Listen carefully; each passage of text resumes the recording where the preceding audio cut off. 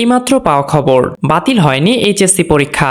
11 সেপ্টেম্বরের পরিবর্তে আরও 2 সপ্তাহ পিছোতে পারে এইচএসসি পরীক্ষা। এই ছিল শিরোনাম, এবার জানাবো বিস্তারিত।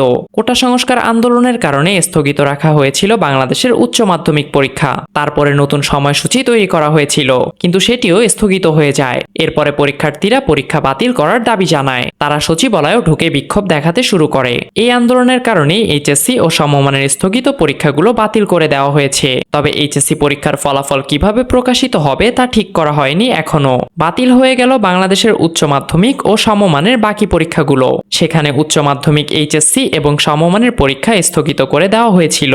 আগামী মাসে ওই পরীক্ষা নেওয়ার কথা ছিল, কিন্তু সেই পরীক্ষা বাতিল করার দাবি জানায় শিক্ষার্থীরা। এই দাবি নিয়ে সচিবালয়েও ঢুকে পড়ে তারা। মঙ্গলবার তাদের এই আন্দোলনের জেরে এইচএসসি ও সমমানের স্থগিত পরীক্ষাগুলো বাতিল করা হয়েছে। তবে বাকি পরীক্ষাগুলো বাতিল করা হলেও কিভাবে রেজাল্ট পরিষ্কার করা হবে সেটি জানানো হয়নি। এইচএসসি পরীক্ষার ফলাফল কিভাবে দেওয়া হবে সেই নিয়ে সিদ্ধান্ত পরে নেওয়া হবে বলে জানিয়েছেন ঢাকা শিক্ষা বোর্ডের চেয়ারম্যান অধ্যাপক তপন কুমার সরকার। প্রসঙ্গত, সরকারি চাকরিতে কোটা সংস্কার করা নিয়ে ছাত্রদের আন্দোলনের কারণে কয়েক দফায় এইচএসসি ও সমমানের পরীক্ষা স্থগিত করা হয়। প্রথমে গত 18 জুলাই পরীক্ষা স্থগিত করা হয়, তারপরে 21, 23 ও 25 জুলাই পরীক্ষা স্থগিত করা হয়। এরপরে 28 জুলাই থেকে 1 আগস্ট পর্যন্ত পরীক্ষা স্থগিত করা হয়। পরে 11 আগস্ট থেকে নতুন সময়সূচি এইচএসসি ও সমমানের পরীক্ষা নেওয়া হবে বলে জানানো হয়, কিন্তু সেটাও স্থগিত করে আগামী 11 সেপ্টেম্বর থেকে বাকি পরীক্ষাগুলো নেওয়ার জন্য অন্তর্বর্তী সরকারের কাছে প্রস্তাব দিয়েছিল শিক্ষা বোর্ড। এই প্রস্তাব অনুমোদন করাও হয়, কিন্তু আর পরীক্ষা দিতে নারাজ পড়ুয়ারা।